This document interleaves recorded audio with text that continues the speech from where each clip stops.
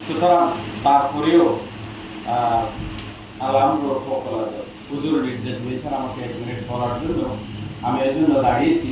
আমি আল্লাহ রাব্বুল আলামিনের কাছে তৌফিক কামনা করছি যে দু একটি কথার সাথে বাইতুল শরফের যে সম্পৃক্ততা আমার এবং বাইতুল শরফ সমাজে যেভাবে সম্পৃক্ত সে কথাগুলো তুলে ধরার আমি চেষ্টা করব। আমি ডক্টর ওয়ালিউল্লাহ সাহেবের উপস্থাপিত প্রবন্ধ থেকে সংক্ষিপ্ত আকারে আমরা যেটা বুঝতে পেরেছি, এই প্রবন্ধটা আগে পেলে আমাদের জন্য কথা বলতে ভালো হতো। আজকের এই সমাবেশে সভাপতিত্ব করছেন যিনি প্রধান অতিথি, যার সামনে কথা বলা আসলে খুবই কঠিন, বাইতুল শরফের বর্তমান রাহবার বিশিষ্ট গবেষক, বাইতুল শরফকে যিনি হাত ধরে আজকে এগিয়ে নিয়ে যাচ্ছেন সেই শেখ আল্লামা রাহবরে বাইতুল শরফ আল্লামা আব্দুল হাই নদভী মুতাজিল্লাহুল আলী, উনি সামনে আছেন। সমস্ত তথ্যগুলো ওনার জানা আছে। আমরা কি বলবো?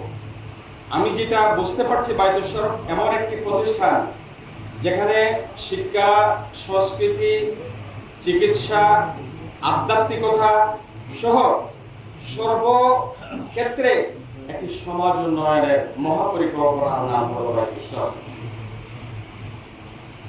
এই বাইতুল শরফের মাধ্যমে সারা বাংলাদেশের 7 শতাধিক প্রতিষ্ঠান আজকে পরিচালিত হচ্ছে, যেখান থেকে লক্ষ মানুষ, লাখ লাখ মানুষ উপকৃত হচ্ছে। এই বাইতুল শরফের সাথে আমার কয়েকটি স্মৃতি আছে, সেগুলো না বললে হয় না। আমরা যে ত্রিরত্ন পাঠাগারে আজকে আমরা বসে গবেষণাগারে কথা বলছি, এটা উদ্বোধনের সময় আমি ছিলাম আল্লাহর মেহরবানিতে।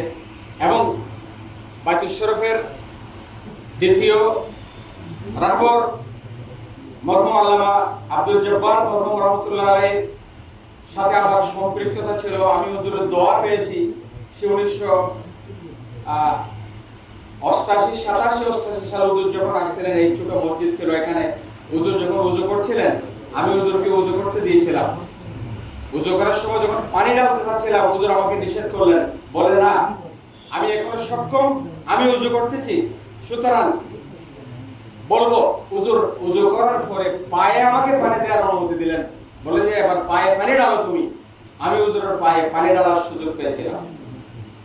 এরপরে বাইতুল শরফ এই যে দাখিল মাদ্রাসা, এর উদ্বোধনের সময় বাহরুল উলুম আল্লামা কুতুবউদ্দিন মরহুম রাহমাতুল্লাহ আলাইহির সাথে ওই বাইতুল শরফের ওই মসজিদ মাদ্রাসা উদ্বোধনের সময় আমার থাকার সুযোগ হয়েছিল। আমি আল্লাহ রাব্বুল আলামিনের কাছে শুকরিয়া আদায় করছি। দীর্ঘদিন থেকে এই পর্যন্ত বাইতুল শরফের সাথে আমি থেকে কয়েকটা জিনিস বুঝতে পেরেছি। সেটা কি? এখানে আমরা মনে করতাম আগে পীর মুরিদের সিলসিলা মানে সেখানে খাওয়া, নেয়া, দেয়া, শিরক, সিজদা করা, এগুলো ছিল। আমার একটা বিশেষ এখানে অবজারভেশন আছে যে আমি বাইতুল শরফের পীর হুজুরদের পেছনে দীর্ঘদিন সময় দিয়েছি এখানে কোনো শিরক পাই কিনা দেখার জন্য। আমি মরহুম বাহরুল উলুমের সাথে আমি এখানে দাঁড়িয়ে, হুজুর এদিক থেকে আসছিলেন, একজন লোক পায়ে ধরছেন, এবারে লাথি মেরে হুজুর ওদিকে দূরে সরাই দিচ্ছেন। আমি দেখছি এই ধরনের কয়েকবার।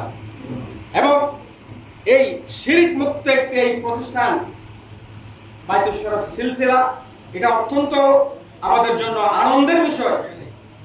এটা সার্বিকভাবে সামাজিক উন্নয়ন, সব ক্ষেত্রে একটি সমাজকে এগিয়ে নেওয়ার জন্য যে কাজ করে সেটার নাম হলো বাইতুল শরফ। সুতরাং এই বাইতুল শরফের এত ছোট্ট পরিসরে কথা বলে আসলে শেষ করা যাবে না।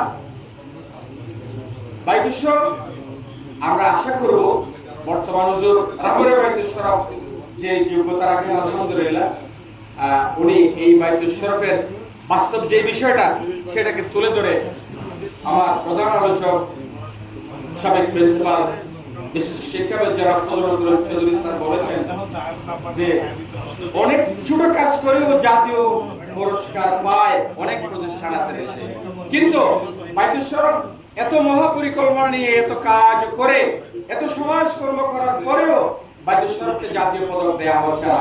আমরা আশা করব বর্তমান যে সরকার প্রতিষ্ঠিত হয়েছে গণতান্ত্রিক সরকার, এই সরকারের সাবেক প্রধানমন্ত্রী বেগম খালেদা জিয়ার ব্যাপারে বর্তমান হুজুর বলেছেন, মরহুম হুজুর আব্দুল জব্বার সাহেব হুজুরের উনি ভক্ত রক্ত ছিলেন, এবং বর্তমান প্রধানমন্ত্রী জনাব তারেক রহমানের সাথে আমাদের হুজুরের বর্তমান হুজুরের দীর্ঘদিন আগে থেকে সম্পর্ক আছে।